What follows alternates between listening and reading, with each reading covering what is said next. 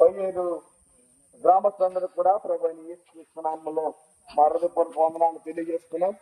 ఈ మంచి మధ్యాహ్న కాల సమయంలో ఈ యొక్క గ్రామానికి రావడం గల కారణం ఏంటంటే లోక రక్షకుడైనటువంటి యేసు క్రీస్తు వారిని మేము మీకు పరిశీలించే లోకానికి ఈ యొక్క స్థలానికి వస్తున్నాం.